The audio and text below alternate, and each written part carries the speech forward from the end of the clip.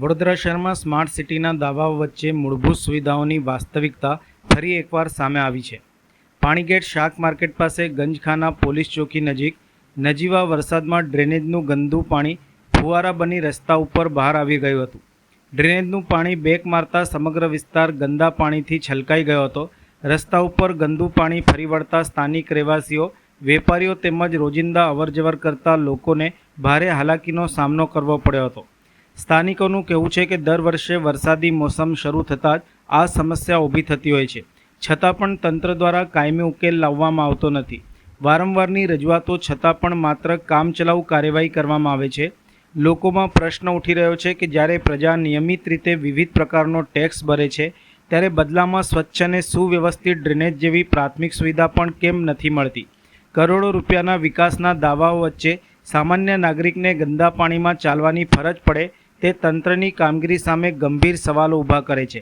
સ્થાનિકોમાં તંત્ર સામે ભારે નારાજગી જોવા મળી રહી છે। લોકોની માંગ છે કે દર વર્ષે સર્જાતી આ સમસ્યાનો કાયમી ઉકેલ લાવી વરસાદી મોસમ દરમિયાન લોકોને હાલાકીમાંથી મુક્તિ અપાવવામાં આવે। હવામાન વિભાગ દ્વારા 31મી જુલાઈથી 2 ઓગસ્ટ દરમિયાન ભારેથી અતિભારે વરસાદની આગાહી કરવામાં આવી છે। આ આગાહીના પગલે સમગ્ર તંત્ર એલર્ટ મોડ ઉપર છે। ગઈકાલે જિલ્લા કલેક્ટરે પણ નાગરિકોને અપીલ કરી હતી કે જર્જરિત મકાનોમાં રહેવાનું ટાળીને પોતાની સલામતી જાળવે। ત્યારે આજે વહેલી સવારથી શરૂ થયેલા વરસાદ વચ્ચે વડોદરાના યાકુતપુરા વિસ્તારમાં એક જર્જરિત મકાન ધરાશયી થયું હતું।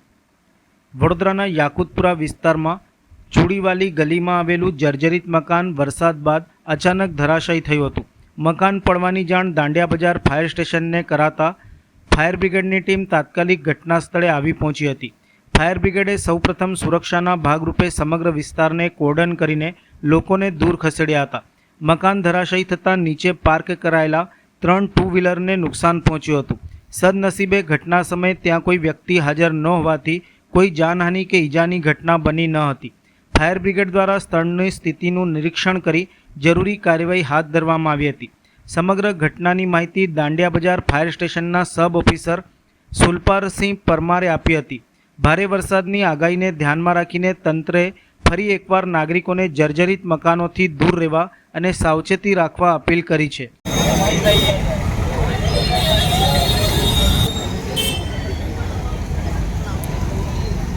क्या प्रकार कॉल મળેલો યાકુતપુરા પાસે મકાન પડે છે એવો કોલ મળતા અમે દાંડિયા બજાર પાસે ઘટના સ્થળ પર આવીને જોયું તો મકાન અમારી આંખોની સામે જ પડ્યું છે અને કોઈ નુકસાન કે જાણે તે નુકસાન ખાલી આ ગાડીઓ દબાઈ છે નુકસાન થયેલ છે। આ 3 ગાડીઓ દબાઈ છે નુકસાન થયેલ છે અને મકાન અમારી સામે પડ્યું છે। મકાન હવે આપણે જોઈ રહ્યા સાયકલની દુકાન જેવું દેખાઈ રહ્યું છે, સાયકલનો સામાન મૂકેલો છે। Surpalsinh Parmar sub officer. વડોદરા મહાનગરપાલિકા તંત્રના અધિકારીઓ, સત્તાધીશો અને કોન્ટ્રાક્ટરોની બેદરકારીનો ભોગ હવે શહેરની પ્રજા બની રહી છે। શહેરની પ્રજા નિયમિત રીતે ટેક્સ ભરે છે, પરંતુ બદલામાં પ્રાથમિક સુવિધાઓ પણ ન મળતા લોકોમાં ભારે રોષ ફાટી નીકળ્યો છે। કરોડો રૂપિયાના ખર્ચે ડ્રેનેજ અને વરસાદી પાણીના નિકાલની કામગીરી કરવામાં આવી હોવાના દાવા છતાં હકીકતમાં દરેક વરસાદે તંત્રના વિકાસના દાવાઓની પોલ ખુલી રહી છે। છેલ્લા ઘણા વર્ષોથી સયાજીગંજ વિસ્તારમાં આવેલા ગરનાળાઓમાં વરસાદી પાણીના નિકાલની ગંભીર સમસ્યા યથાવત છે। પ્રજાના ટેક્સના પૈસાથી અનેક વખત કામગીરી કરવામાં આવી હોવા છતાં આજે પણ નજીવા વરસાદમાં ગરનાળામાં પાણી ભરાઈ જતા હોય છે, જ્યારે થોડોક જ વધુ વરસાદ પડતા સમગ્ર વિસ્તાર પાણીમાં ગરકાવ થઈ જતો હોય છે અને લોકોને ભારે હાલાકીનો સામનો કરવો પડે છે। વડોદરા શહેરના સયાજીગંજ વિસ્તારમાં ભારે વરસાદ બાદ વરસાદી પાણીનો યોગ્ય નિકાલ ન થતાં જેતલપુર ગરનાળામાં પાણી ભરાઈ ગયા હતા। ગરનાળા ઉપરાંત આસપાસના માર્ગો પર પણ પાણી ભરાતા વાહન ચાલકો અને રાહદારીઓ તેમજ સ્થાનિકોને મુશ્કેલીનો સામનો કરવાનો વારો આવ્યો હતો।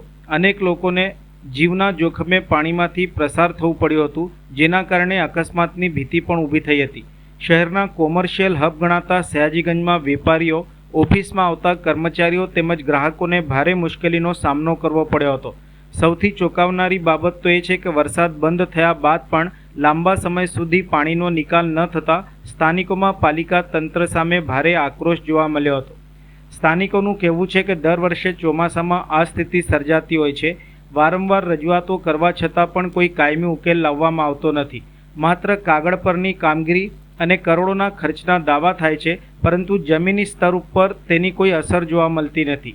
એસી કેબિનમાં બેસતા અધિકારીઓ અને સત્તાધીશોને લોકોની મુશ્કેલીઓની કોઈ ચિંતા નથી, જેના કારણે દર વર્ષે સામાન્ય વરસાદમાં પણ લોકો માટે આફતરૂપ બની જતા હોય છે.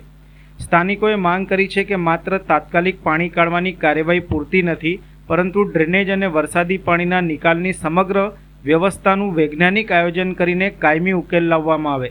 સાથે જ વર્ષોની સમસ્યા હોવા છતાં પણ આ નિષ્ફળ સાબિત થયેલી કામગીરી માટે જવાબદાર અધિકારીઓ અને કોન્ટ્રાક્ટરો સામે કડક કાર્યવાહી કરવામાં આવે, જેથી ભવિષ્યમાં શહેરની પ્રજાને આવી હાલાકીનો સામનો ન કરવો પડે.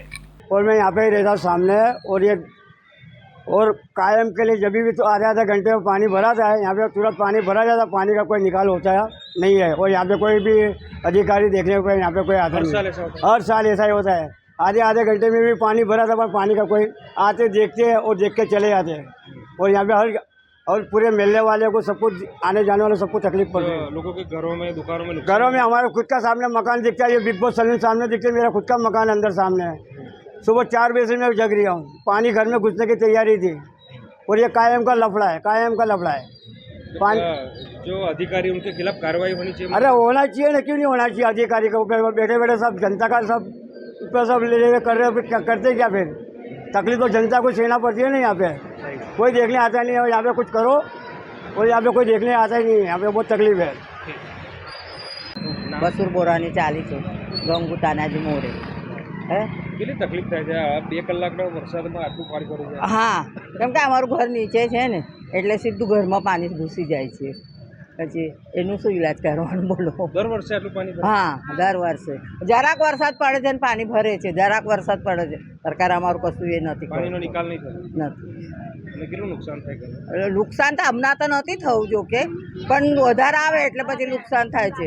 ગયા વર્ષે જ્યારે રેલ આવી હતી ત્યારે તો પૂરું નુકસાન થઈ ગયું હતું. હા, તો આ પાણીનો શું આપ્યું અમને સરકારે? કશું આલ્યું? કશું નહીં. નિકાલ નહીં થતો જલ્દી પાણી? હા, આ નિકાલ થતો નહીં પાણી? ના, એનું ઈલાજ કરવો જોઈએ ને, કે ભાઈ ત્યાં આગળ ગટર છે, ત્યાં કંઈ સાફસૂફ કરવી પડે કે કંઈ કરે તો પેલું પાણી જતું રહે ને, એવી રીતે. બીજું શું? વડોદરા શહેરમાં સમસ્યાઓની કોઈ કમી નથી. પ્રજા નિયમિત ટેક્સ ભરે છે, છતાં પાણી, ડ્રેનેજ, ગટર, રસ્તા અને વરસાદી પાણીના નિકાલ જેવી પ્રાથમિક પ્રશ્નોના સમયસર ઉકેલ આવતો નથી.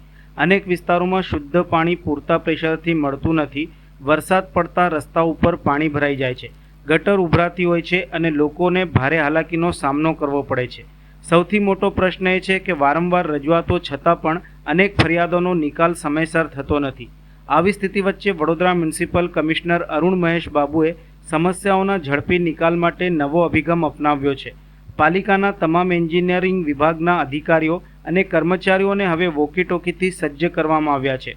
ફોન કોલ કે લેખિત આદેશોની રાહ જોયા વગર તમામ અધિકારીઓ એક જ નેટવર્કથી જોડાયેલા રહેશે, જેથી ચોમાસા કે અન્ય કટોકટીના સ્થિતિમાં સ્થળ પરથી તાત્કાલિક માહિતીની આપ-લે થઈ શકે અને નિર્ણય લેવામાં વિલંબ ન થાય.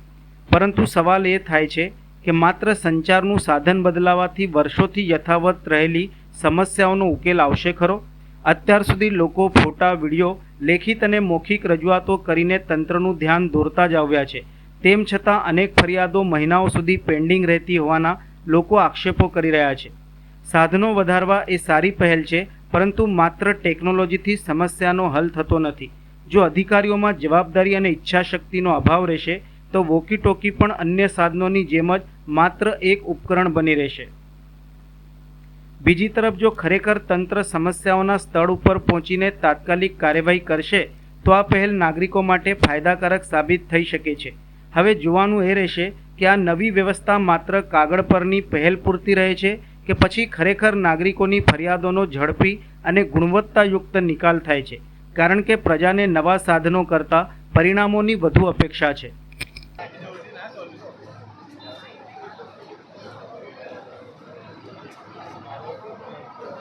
આ વોકી ટોકી સેટ્સ અમે રિસન્ટલી ઇન્ટ્રોડ્યુસ કર્યા હતા, ખાસ કરીને સફાઈના ટીમ્સને એલર્ટ કામગીરી કરવા માટે. એટલે વહેલા સવારે 7 વાગે અમે રિપોર્ટિંગ લેવાનું શરૂ કરી દઈએ છીએ. વાયરલેસ સેટ્સ પહેલાં ફાયર ટીમ વાપરતી હતી એમરજન્સી ડિઝાસ્ટરમાં, પણ અત્યારે આપણે રૂટીનમાં આ સિસ્ટમ લાવીએ છીએ. એટલે સવારે 7 વાગે કમિશનરની અને કંટ્રોલ અને ડેપ્ટી કમિશનર સોલિડ વેસ્ટના ટીમ્સ રિવ્યૂમાં આવી જાય છે. એટલે એક જ મેસેજમાં તમામ એસઆઈ રિપોર્ટિંગમાં આવી જાય છે. એટલે પહેલાં અમે એકવાર ફોન કરવું કરતું હતું અને અલગ અલગ લોકોને લોકેશન મેળવવું પડતું. આ બધું અત્યારે ક્લિયર થઈ ગયું છે. એટલે સવારે એક મેસેજથી તમામ એસઆઈ ફિલ્ડમાં હોય છે, એમની લોકેશન્સ આવી જાય છે. એટલે એસઆઈ ઓટોમેટિક આવે તો સુપરવાઇઝર નીચે અને સફાઈ મિત્રો બધા ફિલ્ડમાં આવી જાય છે. સાથે સાથે બીજી લાઇનમાં અમારું વહેલા સવારે 7:30 વાગે પીવાનું પાણીનું સ્ત્રોત, ક્લોરિનેશન લેવલ્સ અને સ્ત્રોતમાંથી બધું લાઇન્સ સારું છે કે કેમ, તમામ ટાંકીની ESR GSR લેવલ શું છે, આ બધું અમે ઇનપુટ પણ લઈ દેતા હોય છે. ત્રીજામાં અમે બેઝિકલી ડ્રેનેજ લાઇન્સ, બેઝિકલી આપણે APS ઓક્ઝિલરી પમ્પિંગમાં તમામ STPsનું લાઇન્સ કેવું છે, પમ્પિંગ ચાલુ છે કે કેમ, તમામ ડ્રેનેજ લાઇન્સ ક્લિયર છે કે કેમ, આ બધું પણ રિવ્યૂ કરતા હોય છે. અને કાયમી ઇમરજન્સીમાં ત્યારે પણ ફાયરનું લાઇન તમામ એક્ટિવ જ હોય છે. એટલે હવે આ સિસ્ટમ લાવવાથી તમામ અધિકારીઓ એલર્ટ રહે છે અને થોડું રિસ્પોન્સ ફાસ્ટ થાય છે. કારણ કે એક વોટ્સઅપ મેસેજ અથવા વોટ્સઅપ ગ્રુપ મેસેજથી બહુ ફેર નથી પડતું, પણ એક વાયરલેસ મેસેજમાં, સિંગલ મેસેજમાં 4 ડિપાર્ટમેન્ટ એક્ટિવ થાય છે. અને આપ જાણો છો કે મ્યુનિસિપલ સર્વિસીસમાં ખાસ કરીને પાણી, ડ્રેનેજ, રોડ રસ્તા અને સાફ સફાઈ, આ તમામ અને ફાયર, આ તમામ ડિપાર્ટમેન્ટ્સ એલર્ટ રહે તો અડધો પ્રોબ્લેમ આપણો સોર્ટ આઉટ થઈ જાય છે. અને આ વખતે પણ ડિઝાસ્ટરમાં પણ અમારા દરેક ઝોનની કોર્ડિનેશન, DMCs, AMCs, એન્જિનિયર્સ તમામ એક્ટિવ હોય છે. હવે નેક્સ્ટ અમે ડેપ્યુટી એન્જિનિયર્સને પણ આપવાના છે. અત્યારે તમામ ઝોન્સમાં એન્જિનિયર્સ સાથે સફાઈના ટીમને આપણે વાપરવાનું આપ્યું છે. ઓવરઓલ ઇનપુટ સારું છે અને ઓવરઓલ રિવ્યૂ પણ ફાસ્ટ થઈ રહ્યા છે. અને એક સિસ્ટમેટાઇઝ કંટ્રોલ સિસ્ટમથી અમે ચલાવી શકાય. અત્યારે આવનારા દિવસોમાં સર્વિસીસ એક્સટેન્ડ કરવા માટે અમે પ્લાનિંગ કરી રહ્યા છીએ. બાજવા ઘર નાળું મારા દાદાઓના જ્યારથી રેલવે બની છે, જ્યારથી નાળું છે ત્યારથી પાણી ભરાઈ જાય છે. જ્યારથી અમે કોર્પોરેટર બન્યા છે ત્યારથી એના સોલ્યુશન માટે શું કરવું જોઈએ એના માટે મહેનત કરીએ છીએ. અત્યારે તમે 45 HPના પંપ પાણી ખાલી કરવા માટે મૂક્યા છે. કમિશનર સાહેબ અહીંયા વિઝિટ અમે થોડા દિવસ પહેલાં ચર્ચા થઈ, ભાઈ તમે વરસાદ ચાલુ હોય ને પાણી ભરાય ને ત્યારે એની સ્ટ્રેન્થ કેટલી છે ત્યારે જ ચેક કરશો તો ખબર પડશે. એટલે કમિશનર સાહેબ આજે વિઝિટ કરી છે. અહીંયા જોતાં એવું લાગે છે બુલેટ ટ્રેન બની છે. બુલેટ ટ્રેન બન્યા પછી અહીંયા પાણીની સ્ટ્રેન્થ વધી છે. પહેલાં આટલા પ્રમાણમાં પાણી આવતું નહોતું. પહેલાં ખેતરોમાંથી પાણી નીકળી જતા, બુલેટ ટ્રેનને રોડ બનાવ્યા છે. એના લીધે નાળાની અંદર પાણીની સ્ટ્રેન્થ વધી ગઈ છે. ખાલી કરવા માટે સમય લાગે છે. એની સાથે સાથે જે રેલવેનો ઓવરબ્રિજ બનાવવાનો છે એની આઈ થિંક ડિઝાઇન પણ ફાઇનલ સ્ટેજ પર છે. રેલવે અને કોર્પોરેશન એકબીજા સાથે કોર્ડિનેશન કરીને આશા રાખીએ છીએ કે આવતા ચોમાસા પહેલાં અમારા પ્રયત્નો એવા છે કે ઓવરબ્રિજનું કામ પણ શરૂઆત થઈ જાય, જેથી છાણી, બાજવા, કરોડિયા, કરચિયા જે અહીંયાથી જાય છે વિસ્તારના લોકોને તકલીફ ના પડે. મહારાષ્ટ્રના થાણે જિલ્લામાં આવેલા ભિવંડીમાં એક ઇમારત ધરાશયી થઈ હોવાની ઘટના સામે આવી છે. આ ઇમારતનો એક ભાગ ધરાશયી થયો હોવાના કારણે મોટી દુર્ઘટના સર્જાઈ હતી. પ્રાપ્ત થતી માહિતી પ્રમાણે નારપોલીમાં આવેલ ભંડારી કમ્પાઉન્ડમાં એક 4 માળની કોહિનૂર ઇમારતનો એક મોટો ભાગ અચાનક ધરાશયી થયો હતો, જેને લીધે 7 લોકોના મૃત્યુ થયાનું સામે આવ્યું છે. હજુ પણ કાટમાળ નીચે અનેક લોકો દટાયેલા હોવાની આશંકા વ્યક્ત કરવામાં આવી રહી છે. આ સમગ્ર મામલાની જાણ થતાની સાથે સ્થાનિક પોલીસ, નગરપાલિકાની ટીમ અને NDRFની ટીમ ઘટના સ્થળે આવી પહોંચી હતી અને યુદ્ધના ધોરણે બચાવ કામગીરી શરૂ કરવામાં આવી હતી. સૂત્રોના જણાવ્યા પ્રમાણે આ ઇમારતને નગરપાલિકા દ્વારા C કેટેગરી એટલે કે ખૂબ જ જોખમી જાહેર કરવામાં આવી હતી. આ સાથે ઇમારતને પણ સંપૂર્ણ રીતે ખાલી કરાવી દેવામાં આવી હતી. પ્રાપ્ત માહિતી અનુસાર આ ઇમારત ખાલી હતી, પરંતુ ગ્રાઉન્ડ ફ્લોર ઉપર કેટલાક મજૂરો કામ કરી રહ્યા હતા. આશંકા એવી પણ છે કે ઇમારતના કાટમાળ નીચે હજુ પણ કેટલા મજૂરો દટાયેલા હોઈ શકે છે, જેમની અત્યારે શોધખોળ કરવામાં આવી રહી છે. આ દરમિયાન રાહત અને બચાવ કામગીરી વચ્ચે NDRFની ટીમને મોટી સફળતા પ્રાપ્ત થઈ છે. કાટમાળ નીચેથી એક મહિલાને જીવંત અને સુરક્ષિત રીતે બહાર કાઢવામાં આવી છે. તેણીને તાત્કાલિક સારવાર માટે નજીકની હોસ્પિટલમાં દાખલ કરવામાં આવી છે. કરજણ પ્રાંત હેઠળ આવતા તાલુકાઓ, ખાસ કરીને નદી કિનારાના ગામોમાં લેવાયેલા સલામતીના પગલાઓ અંગેની માહિતી પ્રાંત અધિકારી શ્રી શિવમ બારિયા દ્વારા આપવામાં આવી હતી. ભારે વરસાદની આગાહી વચ્ચે કરજણ પ્રાંત વહીવટી તંત્ર સંપૂર્ણ એલર્ટ મોડમાં છે. ખાસ કરીને નદી કિનારાના ગામોમાં લોકોની સુરક્ષાને પ્રાથમિકતા આપીને વિવિધ સાવચેતીના પગલાં લેવામાં આવ્યા છે. આ અંગે વધુ માહિતી આપી રહ્યા છે કરજણ પ્રાંત અધિકારી શ્રી શિવમ બારિયા. કરજણ પ્રાંત હેઠળ આવતા તમામ તાલુકાઓમાં ખાસ કરીને નદી કિનારાના ગામોમાં વહીવટી તંત્ર દ્વારા સતત મોનિટરિંગ કરવામાં આવી રહ્યું છે. નીચાણવાળા અને સંવેદનશીલ વિસ્તારો ઉપર ખાસ નજર રાખવામાં આવી રહી છે. ગ્રામ પંચાયત, તાલુકા વહીવટી તંત્ર, પોલીસ, ફાયર બ્રિગેડ તેમજ અન્ય સંબંધિત વિભાગોને 24 કલાક એલર્ટ રહેવા સૂચના આપવામાં આવી છે. નદીના જળસ્તરમાં વધારો થાય અથવા પૂર જેવી પરિસ્થિતિ સર્જાય તો તાત્કાલિક બચાવ અને સ્થળાંતરની કામગીરી માટે જરૂરી ટીમો અને સાધનો તૈયાર રાખવામાં આવ્યા છે. નદી કિનારાના ગામોમાં તમામ લોકોને અપીલ કરી છે કે નદીમાં ઉતરવાનું અથવા તો પૂરનું પાણી પાર કરવાનો પ્રયાસ ન કરે. વહીવટી તંત્ર દ્વારા આપવામાં આવતી સૂચનાઓનું પાલન કરે. કોઈપણ ઇમરજન્સી પરિસ્થિતિમાં સ્થાનિક તંત્ર, પોલીસ અથવા તો ફાયર વિભાગનો તાત્કાલિક સંપર્ક કરે અને અફવાઓથી દૂર રહી માત્ર અધિકૃત માહિતી ઉપર જ વિશ્વાસ રાખે. વહીવટી તંત્ર દ્વારા લોકોને સાવચેત રહેવા અને જરૂર હોય ત્યારે જ ઘરની બહાર નીકળવા અપીલ કરવામાં આવી છે. હાલ સમગ્ર કરજણ પ્રાંતમાં પરિસ્થિતિ ઉપર સતત નજર રાખવામાં આવી રહી છે. નમસ્કાર. કરજણ અને શિનોર બંને તાલુકાના વરસાદ અફેક્ટેડ ગામો છે. આપણે કરજણના ગાઢર નદીને અસર કરતા ગામો 9 છે, નર્મદા નદી દ્વારા અસર કરતા ગામો 12 છે. તે રીતે ભૂખી કાંસના અસર કરતા ગામો 5 છે અને શિનોરમાં મુખ્યત્વે નર્મદા નદીને અસર કરતા ગામો 11 છે. આ તમામ ગામો છે એમાં આપણે દરેક પંચાયત ઓફિસમાંથી તલાટી અને ગ્રામ સેવક હાજર રહે એવી વ્યવસ્થા કરેલ છે. તેની ઉપરાંત આપણે મામલતદાર કચેરીઓમાંથી નાયબ મામલતદાર અને રેવન્યુ તલાટી દર ગામ દીઠ એકની ફાળવણી કરેલ છે. એટલે કોઈ પણ ગામ પર રેવન્યુ અથવા પંચાયત વિભાગનો એક માણસ 24/7 સ્ટેન્ડ બાય રહેશે. 2025માં આપણે કોઈ સ્થળાંતર કરાવ્યું ન હતું. 2024માં કરજણમાં લગભગ આપણે 2300 લોકોનું સ્થળાંતર કરાવ્યું હતું. એટલે આ આંકડો ધ્યાને રાખી અને આનાથી પણ વધારે લોકોને સ્થળાંતર કરવાનું થાય તો એની માટેના તમામ શેલ્ટર હોમની વ્યવસ્થા સુનિશ્ચિત કરવામાં આવી છે. એમાં પાણી અને ભોજનની ફૂડ પેકેટની પણ વ્યવસ્થા આપણે સ્ટેન્ડ બાય રાખી છે. દરેક જગ્યાએ આપણે વાવાઝોડું આવી શકે એ ધ્યાને લઈ અને મોટા હોર્ડિંગ્સ ઉતારી લેવામાં આવ્યા છે. અંદાજે 5,000 ફૂડ પેકેટ કરજણમાં અને 2,000 ફૂડ પેકેટ શિનોરમાં લગભગ 3-4 કલાકના સમયગાળામાં થઈ જાય એ પ્રમાણેની વ્યવસ્થા કરી દેવામાં આવી છે. આપણી પાસે કરજણમાં 8 કોઝવે છે જે થોડા ક્રિટિકલ છે. દરેક જગ્યાએ પોલીસ બંદોબસ્ત રહેશે. એ રીતે શિનોરમાં પણ જેટલા કોઝવે છે એમાં પણ પોલીસ બંદોબસ્તની વાત કરેલી છે. જીસીબી, ડમ્પર અને ટ્રેક્ટરનું લિસ્ટ છે આરએનબી પાસેથી મંગાવી લીધું છે અને એમાં પણ જે પણ જરૂરિયાત જણાશે ત્યાં આગળ એક્શન લેવામાં આવશે. આ સિવાય હેલ્થની સાથે સંકલનમાં રહી અને જેટલા પણ સગર્ભા બહેનો છે તેમનું એક એડવાન્સમાં આજે એક લિસ્ટ બની અને એમને જો સલામત સ્થળે ખસેડવાના હોય તો ખસેડી દઈશું. આ સિવાય હેલ્થની દરેક પીએચસી વાઇઝ ટીમોનું લિસ્ટ તૈયાર છે અને હાલમાં કોઈ પણ ચેકિંગ કે એવું કરવાનું હોય તો આજે ખેડા ગામમાં એ પણ ચાલુ છે અને ડિસઇન્ફેક્ટન્ટની બધા જંતુનાશક દવાનો છંટકાવ પણ ચાલુ છે. અને આ સિવાય જેવું આપણું આ પૂરના પાણી ઓસરે ત્યાર પછી સફાઈ છે એની માટે પણ આપણે નગરપાલિકા અને આસપાસની કંપનીઓને ગ્રામ પંચાયતના સંકલનમાં રહીને સફાઈ માટે જણાવેલ છે. અને આ સિવાય આરએનબી અને ફોરેસ્ટ સંકલનમાં રહી અને ટ્રી કટિંગ છે અને એવા બધા કામ છે એ કરી અને રસ્તાઓ ખુલ્લા રાખે, MGVCL વીજળી ચાલુ રાખે અને પાણીનો પુરવઠો મળી રહે તે અંગેની સંપૂર્ણ વ્યવસ્થા કરવામાં આવેલ છે. તમામ નાગરિકોને એક નમ્ર વિનંતી છે કે આજે સાંજે લગભગ 5 વાગ્યાથી આવતીકાલે સાંજે 5 વાગ્યા સુધી વરસાદ પણ હશે અને એની સાથે પવનની ઝડપ પણ અંદાજે 50 કિલોમીટર/અવરની હશે પ્રતિ કલાકની.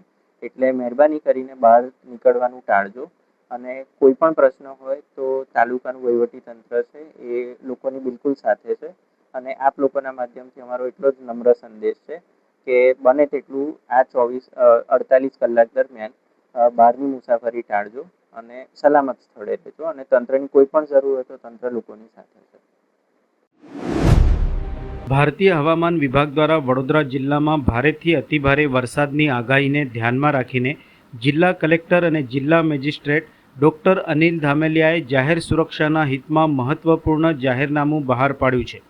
જાહેરનામા અનુસાર શનિવાર તારીખ 1 ઓગસ્ટ 2026ના રોજ વડોદરા જિલ્લાના તમામ તાલુકાઓમાં આવેલી આંગણવાડીઓ, પ્રાથમિક, માધ્યમિક અને ઉચ્ચતર માધ્યમિક શાળાઓ, ITI તેમજ કોલેજોમાં શૈક્ષણિક કાર્ય બંધ રાખવાનો આદેશ આપવામાં આવ્યો છે. આ નિર્ણય ભારતીય નાગરિક સુરક્ષા સંહિતા 2023ની કલમ 163 હેઠળ લેવામાં આવ્યો છે. જાહેરનામામાં જણાવાયું છે કે ભારેથી અતિભારે વરસાદની આગાહીના પગલે વિદ્યાર્થીઓની સુરક્ષાને પ્રાથમિકતા આપતા આ નિર્ણય લેવામાં આવ્યો છે. જાહેરનામાનો ભંગ કરનાર સામે ભારતીય ન્યાય સંહિતા 2023 તથા અન્ય લાગુ કાયદા મુજબ જરૂરી કાર્યવાહી કરવામાં આવશે. ઉલ્લેખનીય છે કે છેલ્લા 10 દિવસમાં ચોથી વખત શૈક્ષણિક સંસ્થાઓમાં શૈક્ષણિક કાર્ય બંધ રાખવાનો નિર્ણય લેવાયો છે. જિલ્લા વહીવટી તંત્રએ નાગરિકોને બિનજરૂરી બહાર ન નીકળવા, નદી નાળા અને નીચાણવાળા વિસ્તારોમાં જવાનું ટાળવા તેમજ તંત્રની સૂચનાઓનું પાલન કરવા માટે અપીલ કરી છે.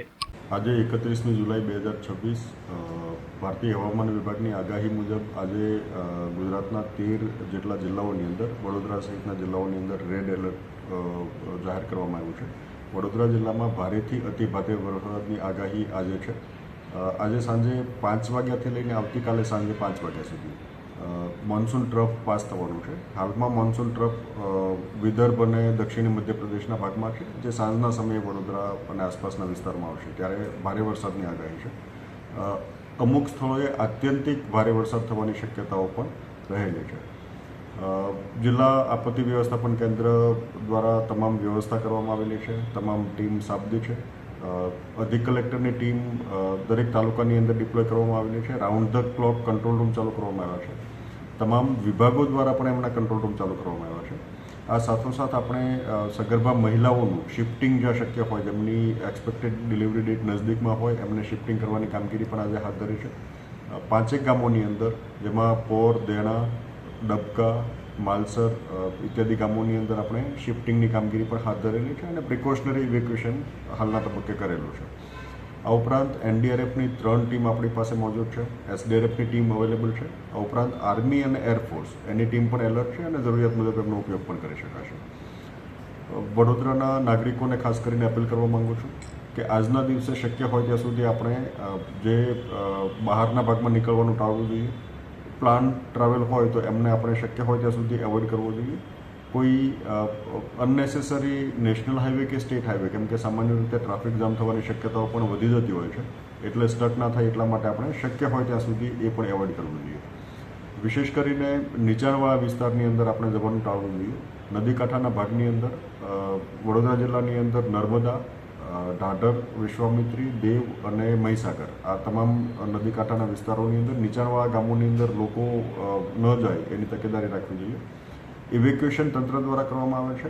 સ્થાનિકે પણ સ્વમેળે નીચાણવાળા વિસ્તાર કે ભયજનક વિસ્તાર હોય ત્યાંથી લોકોએ સ્વમેળે આગામી 24 કલાક માટે શિફ્ટિંગ કરી દેવું જોઈએ, જેથી કરીને નીચાણવાળા વિસ્તારમાં ફસાવાનો પ્રશ્ન ઉપસ્થિત ના થાય. ગ્રામ્ય વિસ્તારની અંદર પશુઓ આપણા શક્ય હોય ત્યાં સુધી સાંજના સમયે ખુલ્લા રાખવા જોઈએ, જેથી કરીને પશુઓના મૃત્યુ પણ અટકાવી શકાય. આ ઉપરાંત આપણે શક્ય હોય ત્યાં સુધી વૃક્ષ, ટ્રાન્સફોર્મર્સ, થાંભલા, વાયર ઇત્યાદિની આસપાસ અથવા ભયજનક બિલ્ડિંગ હોય તો એની આસપાસ જતાં અટકવું જોઈએ. આ ઉપરાંત આપણે કોઈ જો એવા ઘરની અંદર રહેતા હોય કે જે ભયજનક હાલતમાં હોય અથવા નીચાણવાળા વિસ્તારની અંદર આવેલું હોય તો એ ભાગની અંદર આપણે જવાનું ટાળવું જોઈએ. કોઈ કોઝવેમાં પાણી ભરાયેલું હોય તો આપણે કોઈ પણ સંજોગોમાં એને પાસ ના કરવું જોઈએ, ક્રોસ ના કરવું જોઈએ. આપણે તમામ જગ્યાએ ભયજનક બોર્ડ પણ લગાવ્યા છે અને એ ઉપરાંત પોલીસની ટીમ પણ ત્યાં હાજર રહેશે. પણ શક્ય હોય ત્યાં સુધી નાગરિકોએ પણ જવાનું ટાળવું જોઈએ. આપણે જ્યાં જે ભાગોની અંદર તમે પાણી ભરાવાની શક્યતાઓ વધારે છે, આ ભાગની અંદર આપણો આવશ્યક પુરવઠો, દવાઓનો જથ્થો પણ આપણે તૈયાર રાખવો જોઈએ, જેથી કરીને છેલ્લા સમયે આપણને કોઈ મુશ્કેલી ના પડે. કોઈ મેડિકલ કન્ડિશન હોય અને તાત્કાલિક કોઈ હોસ્પિટલાઇઝ થવાની આવશ્યકતા હોય તો હોસ્પિટલાઇઝ પણ થવું જોઈએ. શક્ય હોય ત્યાં સુધી આપણે પેનિક ક્રિએટ ના કરવું જોઈએ. જે અધિકૃત સૂચનાઓ આપણને માહિતી વિભાગ મારફતે અથવા આપત્તિ વ્યવસ્થાપન તંત્ર મારફતે મળે છે, એ સૂચનાઓ બધે ફોરવર્ડ કરીએ, એમનું અનુપાલન કરીએ એવો અનુરોધ આપ સૌને કરું છું. ફતેગંજ પોલીસ સ્ટેશન ખાતે નોંધાયેલા ગુના અનુસંધાને ગુમ થયેલ બાળકને પોલીસે શોધી કાઢ્યો હતો, જે સંદર્ભે ઉચ્ચ અધિકારી દ્વારા પત્રકાર પરિષદમાં આ મામલે વિસ્તૃત માહિતી આપવામાં આવી હતી. ડીસીપી જગદીશ ચાવડાએ આ મામલે વિસ્તૃત માહિતી આપતા જણાવ્યું હતું કે ફતેગંજ પોલીસ મથકે 27/7/2026ના રોજ એક ગુનો દાખલ કરાયો હતો, જેમાં બાળકનું અપહરણ થયું હતું તેવી નોંધ હતી, જેની ઉંમર 13 વર્ષ છે. ગુનાની ગંભીરતાને ધ્યાને લઈ ફતેગંજ પોલીસ મથકના પીઆઈ અને તેમની ટીમ દ્વારા આ વિસ્તારમાં સીસીટીવી કેમેરા તપાસ્યા હતા. જેમાં સયાજીગંજ પાસે બાળક હોવાની પ્રાથમિક માહિતી મળી હતી. ત્યારબાદ વધુ તપાસ કરતા બાળક જે વિસ્તારમાં રહે છે તે સમાજ સુરક્ષા સંકુલમાં તેની તલાશી લેતા એક નોટબુક મળી આવી હતી. નોટબુકમાં તારીખ સાથે એક સ્કેચ તૈયાર કર્યો હતો, જેમાં પેન્શનપુરાથી લઈને અમદાવાદ સુધીનો સ્કેચ બાળકે બનાવ્યો હતો. આ અંગે વિશેષ પૂછપરછ કરતાં જાણવા મળ્યું હતું કે બાળક ચેસ અને સ્કેટિંગમાં વિશેષ રુચિ ધરાવે છે. જાણવા મળ્યું હતું કે થોડા સમય પહેલાં અમદાવાદની શ્રેયસ ફાઉન્ડેશન સ્કૂલ છે ત્યાંથી બાળક અહીં આવેલ અને સ્કેટિંગ એ તેનો શોખ હતો અને તેને ધ્યાનમાં રાખી અહીંથી પોલીસની ટીમ અમદાવાદ શ્રેયસ ફાઉન્ડેશન પહોંચ્યા હતા. ત્યાં 1-2 વખત તપાસ કરતાં સફળતા મળી ન હતી, પરંતુ 7 વાગે સ્કેટિંગની પ્રેક્ટિસ તે કરતો હતો. ત્યાં ગયા પછી તપાસ કરતાં આ બાળક સહી સલામત રીતે મળી આવેલ છે. બાળકોની સુરક્ષાને લઈને પણ પોલીસ અધિકારી દ્વારા આ અંગે જણાવ્યું હતું કે આ મામલે જરૂરી પગલાં અંગે મેનેજમેન્ટ સાથે ચર્ચા કરી છે. એ દિશામાં સમાજ સુરક્ષા સંકુલ પણ આગળની કામગીરી કરશે તેમ ડીસીપી જગદીશ ચાવડાએ જણાવ્યું હતું. સાથે જણાવ્યું હતું કે શ્રેયસ ફાઉન્ડેશનમાંથી બાળક મળી આવ્યો છે. એ જ શાળામાં મેં પણ પ્રાઇમરીનો અભ્યાસ કર્યો છે. 1 થી 6 ધોરણનો અભ્યાસ લીનાબેન સારાભાઈ સંકુલ છે, જે એક પ્રતિષ્ઠિત સંસ્થાન છે, તેમાં મેં પણ અભ્યાસ કર્યો છે. બાળક સંસ્થાનમાંથી મળી આવ્યું. સંસ્થાન આ પ્રકારના બાળકોને દત્તક લઈને એનો આખો એક વિભાગ ઊભો કરેલો છે, જેનું નામ બાલગ્રામ છે. તે અંગે પણ વધુ માહિતી આપી હતી અને આ સંદર્ભે વિસ્તૃત માહિતી ડીસીપી જગદીશ ચાવડા દ્વારા આપવામાં આવી હતી. જે બાળકનું અપહરણ થયેલું એની ઉંમર 13 વર્ષ છે. જેવા ગુનાની ગંભીરતાને ધ્યાનમાં રાખીને ફતેગંજ પોલીસ સ્ટેશનના પીઆઈ અને એમની ટીમ જે પીએસઆઈ સુહાગ વસાવા અને 3 કોન્સ્ટેબલ્સ જે છે એમાં મિલન, ભાવિન, ભાવેશ અને મુકેશ આ ત્રણેય સતત આ વિસ્તારના અલગ અલગ સીસીટીવી કેમેરા ચેક કરતા તે સયાજીગંજ રેલવે સ્ટેશન નજીક હોય એ પ્રકારનો હકીકત શરૂઆતમાં મળેલી. ત્યારબાદ સવિશેષ તપાસ કરતા ફતેગંજ પોલીસ સ્ટેશનના પીએસઆઈ અને એમની ટીમે આ બાળક જ્યાં રહે છે સમાજ સુરક્ષા સંકુલમાં એના રૂમની તલાશી લેતા એના એક નોટબુક જે છે એ મળી આવેલી અને નોટબુકમાં એને તારીખ સાથે અને સમય પણ લખાયેલો અને એને સ્કેચ તૈયાર કરેલો, જેમાં પેન્શનપુરાથી સ્ટાર્ટ કરીને એ અમદાવાદ સુધીનો સ્કેચ જે છે એને ડ્રો કરેલો છે બાળકે. વિશેષ પૂછપરછ કરતાં એવું જાણવા મળ્યું કે બાળક જે છે એ ચેસ અને સ્કેટિંગ જે છે એમાં સવિશેષ રુચિ ધરાવે છે. તો એથી જાણવા મળ્યું કે થોડા સમય પહેલાં જ અમદાવાદની શ્રેયસ ફાઉન્ડેશન સ્કૂલ છે ત્યાંથી બાળક જે છે અહીંયા આવેલ અને ત્યાં સ્કેટિંગ જે છે એનો શોખ હતો. એને ધ્યાનમાં રાખીને અહીંથી ટીમ સુહાગ વસાવા અને એમના માણસોની ટીમ જે છે એ ત્યાં પહોંચેલા શ્રેષ્ઠ ફાઉન્ડેશન. ત્યાં 1-2 વખત અલગ અલગ જગ્યાએ તપાસ કરી પણ સફળતા ન મળી. તો અંતે 7 વાગે એ જે સ્કેટિંગમાં એ પ્રેક્ટિસ કરતો હતો ત્યાં ગયા પછી અંદરના ભાગે તપાસ કરતાં આ બાળક જે છે એ સહી સલામત રીતે મળી આવ્યો છે. અને આપ જાણો છો એ પ્રમાણે ફતેગંજ પોલીસ સ્ટેશનમાં અગાઉ પણ એક બાળક 14 વર્ષનો બાળક ગુમ થયેલો એને પણ સફળતાપૂર્વક શોધી આપેલો. તો આ બાબતે ફતેગંજ પોલીસ સ્ટેશન જે છે એમને અમે અભિનંદન પાઠવીએ છીએ. સુરક્ષાનો વધારો કરવો જોઈએ એવું લાગે છે? ચોક્કસ એ અમે મેડમ સાથે પણ વાત કરી છે. એના જે સંચાલક છે સંધ્યાબેન ઠક્કર એ લોકો એ બાબતે સતત ચિંતિત છે અને એના ભાગરૂપે જ એમને તાત્કાલિક અહીંયા આવી અને ગઈકાલે પણ જે અમારે ઇન્ટરેક્શન થયું એ પ્રમાણે તેઓ એ બાબતમાં સતત ચિંતિત હતા અને એ બાબતમાં એમને એમના મેનેજમેન્ટને એની રજૂઆત કરી છે. તો એ દિશામાં સમાજ સુરક્ષા સંકુલ પણ આગળ કામગીરી કરશે. સર 110 જેટલા સીસીટીવી ચેક કર્યા છે, ખૂબ જ મહેનત થઈ છે. અંતે બાળક નામ ઉપર એક સ્મિત છે, શું કહેવું છે, શું મેસેજ પણ આપશો? ચોક્કસ એના માટે જ મેં કીધું ફતેગંજના પીઆઈ પીએસઆઈ સુહાગ વસાવા અને એમની ટીમ જે છે એને સતત મહેનત કરી છે. એનો શ્રેય એમને જાય છે. અને કોઈ ઇન્સિડન્ટ મેં જ્યાં કાલે પૂછપરછ કરી જ્યારે એ સંચાલક અને બાળક સાથે ઇન્ટરેક્શન કર્યું ત્યારે જે શ્રેષ્ઠ ફાઉન્ડેશનમાંથી જે મળી આવ્યો છે એ જ શાળાની અંદર મેં પણ પ્રાઇમરીમાં અભ્યાસ કરેલો છે. 1 થી 6 ધોરણનો અભ્યાસ લીનાબેન સારાભાઈનું સંકુલ છે, બહુ પ્રતિષ્ઠિત સંસ્થાન છે, ત્યાં એ સંસ્થાનમાં મેં પણ અભ્યાસ કર્યો છે. એટલે અમારા માટે ખુશીની વાત છે કે આ બાળક જે છે એ સંસ્થાનમાંથી મળી આવ્યું, કારણ કે એ સંસ્થા જે છે એ આ પ્રકારના બાળકોને દત્તક લઈ અને એનો એક આખો વિભાગ એમને ઊભો કરેલો છે, જેનું નામ એ લોકો બાલગ્રામ આપ્યું છે. હવે એ બાલગ્રામની અંદર શરૂઆતમાં મને ખ્યાલ છે અમે જ્યારે અભ્યાસ કરતા ત્યારે એ વખતે છોકરા અને છોકરી બંનેને ત્યાં અભ્યાસ અર્થે રાખતા હતા, જે અનાથ છે એમને, પરંતુ અત્યારે માત્ર બાળકીઓને રાખે છે એવી જાણકારી મળે છે. તો સવિશેષ આનંદ છે કે બાળક શ્રેષ્ઠ ફાઉન્ડેશનમાં જ્યાં મેં અભ્યાસ કર્યો છે ત્યાંથી મળ્યું છે. તો ફરી એક વખત ફતેગંજ પોલીસ સ્ટેશનને